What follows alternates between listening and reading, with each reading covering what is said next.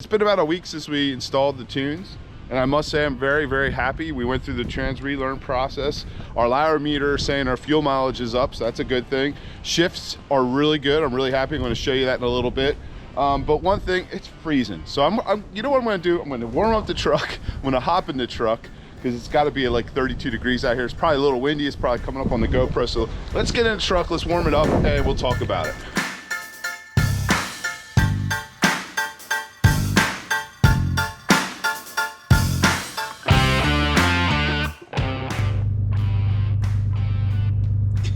The lighting in here is not that great, but anyway, guys, as you can see, we got our auto agent up and running. We have our lyro meter, which is saying 17.7 miles per gallon, which I've had it up over 18, just cruising locally.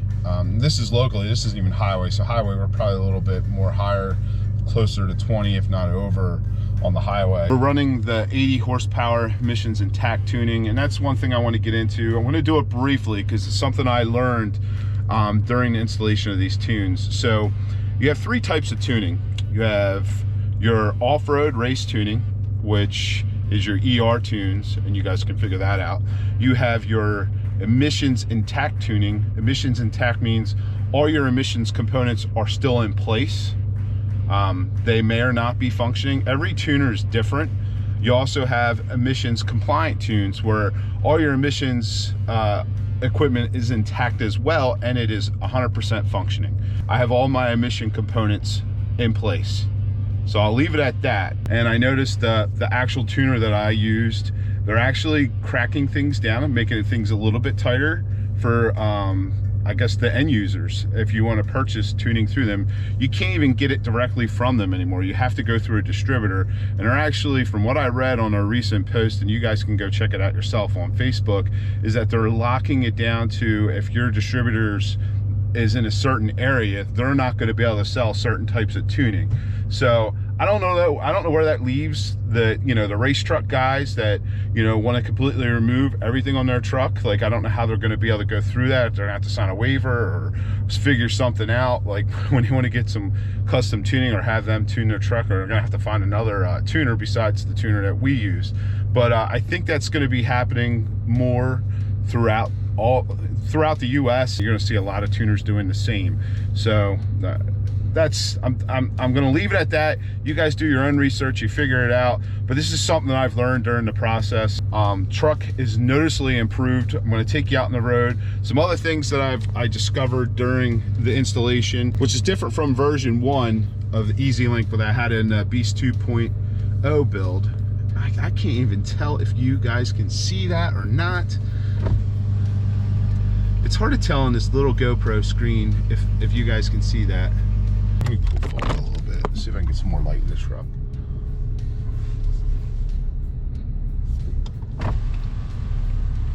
That's a little better. Okay, we came in the truck to get warm, and we're opening the window so we could see the screen. And I still don't know if you can see that. I'm hoping that's going to come up on film. Anyway, guys, I'm going to show you some things that I noticed that's different with the EasyLink 2.0. or the new version of the EasyLink. So all this stuff right here is the same. You got this layout and that layout, and then you can do graphs, and you can adjust. I don't know why it's freezing up on me. Hold on, looks like it's loading. All right, well, it looks like the graphs are freezing up, but it was working earlier. But you can adjust all these different PIDs and parameters and set warnings for low and high on your thresholds that you want them to go off. So right now we're just, you know, we're monitoring our engine RPM, our boost, EGT5, which I think is the closest to your turbo, I believe, and then EGT1, which I think is furthest away, I believe. I don't know. I was reading on that. But whatever. Trans line pressure, because that's important, trans temp, engine coolant, and then I also want to know how this thing's shifting, so I'm keeping an eye on my target gear for the 68 RFE trans, because, you know, we want to keep that trans happy. But here's a big thing that I found right here. Functions. This is very cool. You can initiate a quick learn, but you automatically, you're going to go through a quick learn process as soon as you flash your truck with the new tunes. ABS initialization customer programmable features. Engine warm-up, you can adjust that. Disable vehicle features.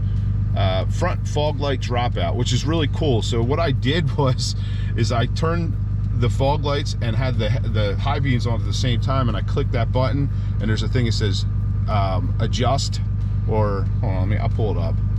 It says run, and then you can, and there's another button, so you would run that and you hit that button, and then it would, now I enabled my fog lights to stay on with my high beams, and I have the auto headlights, which is awesome because I love that on the Beast 2.0 bill.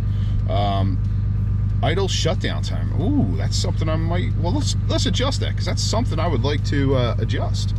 I wonder if I can make it longer than this feature will allow the adjustment of the shutdown timer. It says it's currently disabled. All right, well, we can't do that one right now. Might not be, I might have to have the truck just in run and not running. What's another one I did? Oh, tire pressure monitoring system. It works, guys. I can actually might be able to pull it up. Run. Yeah, I dropped it down to 50 psi, 45 in the front and 50 in the rear, and it worked. It works. So yeah, we want to stop running command because it works. And then you could do radio hub relearn, stationary DSOT. That's if you want to initiate your DSOT for your DPF. But yeah, this is pretty cool if you want to email your technicians in there. And here's your files. So intact and ER, we talked about that briefly. If we were going to make this truck an off-road truck, that's what we would go to. But there you go. Now let's go for a road test.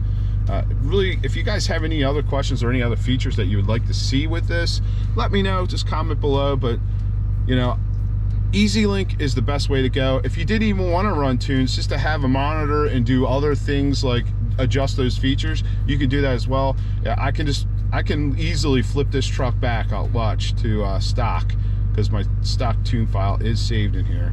So you go to ECU profiles, and right there is our return to stock. We can just jump right back to stock. I'm actually going up this hill. They call it Steep Hill. It is a very steep, windy hill. And prior to tuning, specifically the trans tuning we're talking about now, this truck used to want to shift. I should have got some before footage on this, but the truck would constantly try to shift in and out of gear going up this hill. Right now we're in fifth. We just downshifted to fourth, and we'll see. We'll hold fourth here. Converter lockup's definitely much better. Oh, switch it back to 5. But we were bouncing between 3, 4, and 5 coming up here. It's giving a little bit of fuel. We're still in fourth. But yeah, it was a constant shift between 3, 4, and 5 as I was going up this hill on a normal basis. And the shifts are a lot more smoother now. I'll show you some shifting from a stop position, but I just wanted to give you a demonstration of this hill.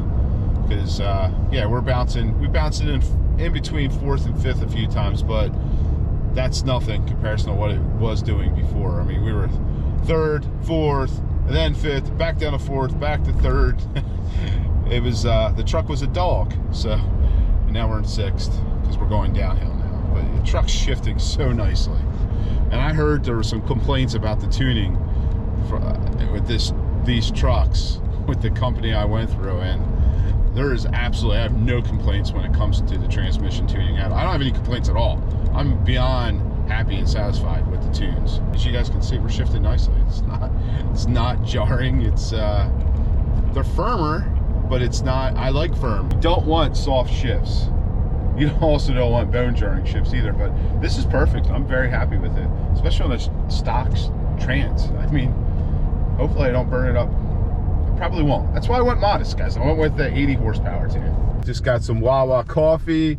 I'm going to do a quick pull just to show you how it's shifting.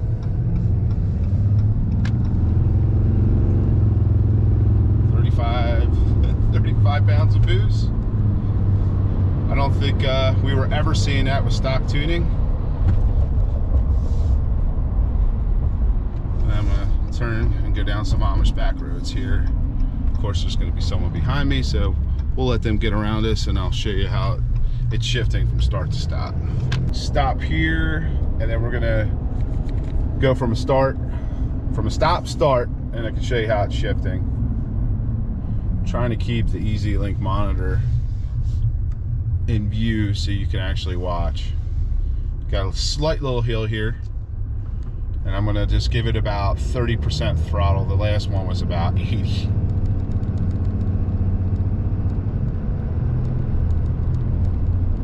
Fourth, doing about just under 40. Fifth. I mean, smooth shifts there, guys.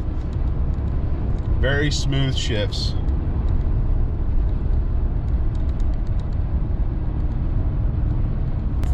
So all those guys that were complaining about the trans tuning, I don't know, man. They did something wrong, or they didn't even install it. But I'm beyond happy with the trans tuning, and both tunes actually, the performance tuning and trans tuning. Before we close this video out, I'm sorry I was a little bit less descriptive than I normally am, but it's just the way it is right now. It's all, everything's a secret, so you're just gonna have to do some research on your own. I hope I sort of gave you some insight. As for CTT, if you notice, if you go to their page, it looks like everyone prior to December 14th, 2020 that purchased lifetime support tuning, they're going to still get that, but everyone moving forward, it's definitely going to be a little bit different. It's going to be interesting to see what happens moving down the road. And look at these two. Look at these two. Heddy's still in her PJs. I know she showered because she was in the shower before I left the house. This one's in her PJs, and they got a whole bunch of footballs, and they're doing something. What are you doing? What are you doing? This. We got a lot of secrets. The last video is a secret. This is a secret. This is a secret from who? It's not really a secret. It's just a secret because if it don't turn out, then no one needs to know what it was supposed to be. Well, if it turns out, guys, I'll take a picture of it. I'll do both, and I'll put it at the very end of this video because I have no clue what they're doing.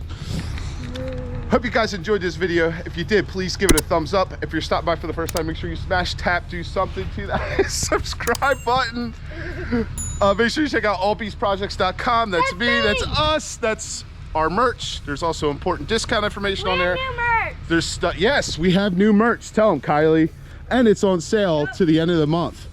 Merch is on sale until the end of the month, 5% off. So check it out. Also, B Synthetics, you can get there from that website, or you go to bsynthetics.com. That's me. I'm an Amsoil dealer. When you purchase an Amsoil from me, it helps support the channel. You can become a dealer through me, or a retailer, or a commercial account, which also supports the channel. All that information's on my website of allbeastprojects.com. We love you guys. We'll see you on the next upload. It's freezing out here. In the video. Ah, look at you.